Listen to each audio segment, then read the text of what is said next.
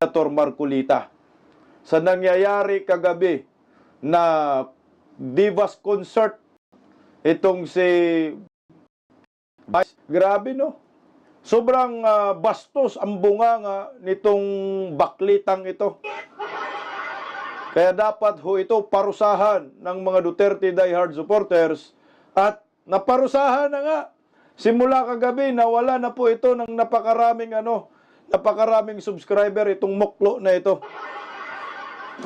Pero kung galit po sila kay former President Duterte, meron naman po tayong kaibigan din po na hanggang ngayon ay Duterte pa rin, na si Giselle Sanchez, na nautal nga ho dito si Julius Babaw.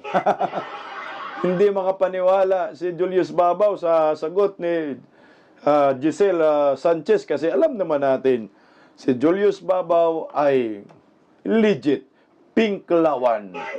Kasama sila ni Vice. Dapat di Vice ganda pangalan nito, Vice pangit na ho. Okay.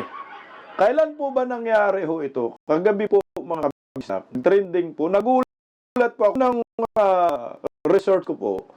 Ang nakikita kong binabastos lang ni Vice Ganda ay itong si former President Duterte. Pero may lumalabas din pala na pati si Senador Marcolita ay binastos din ng syok lang ito. Alam nyo po, oo na. Alam ho natin, komedyante itong si Vice Ganda. Pero kailangan maging sensitive ka po dito, Vice Ganda.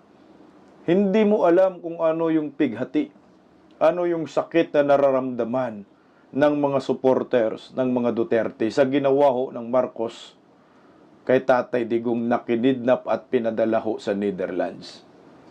Pero bakit ito yung ginawa mo? Po mga anak niya. Kung kayo walang puso ho kayo, wag namang ganong kabastos. Pilipino kayo, Vice Ganda. Pero ganito ka kabastos sa dating presidente ng Republika ng Pilipinas. At hindi ka ba dyan nakontento, pati yung bagong senador, Marcolita, ay dinamay mo pa. Dapat po magalit din kayong mga INC dito at kondinahin rin po ninyo itong si Vice Ganda at dapat i-boycott po ang syok lang ito. Paano po nangyari? O ito mga kababayan ko, panoorin po natin yung short video kung saan pinatamaan niya si former President Duterte, ginawa niyang pulutan sa kanyang concert Divas ba yun? Hindi naman ako nanonood yung concert na yan. Bastos masyado yan eh. Kalbo man yan. Pakinggan, panoorin po natin oh. Ayan ho. Right now, from Manila to West Philippine Sea via jet ski. Get unlimited water bombing from Chinese vessels and free trip to The Hague by the ICC. Promo applies to DDS only. Big allowance and BBMs are prohibited. Huwag niyo kong subukan mga puntang ngayon. Tang-inumin din. Wala na ba talagang naiisip si Vice Ganda na pwedeng i-content o pwede niyang itampok dyan sa kanyang concert na walang kabuluhan naman? At nanonood dyan mga pinklawan, bubunistang, tanganistang, loyalista, ringagba kasama komunista? Itong Duterte talaga, itong usapin sa politika, wala na ba kayong naisip na pwedeng maihain sa inyong mga audience? Duterte talaga.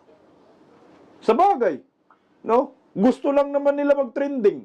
Gusto lang naman nila ng maraming views.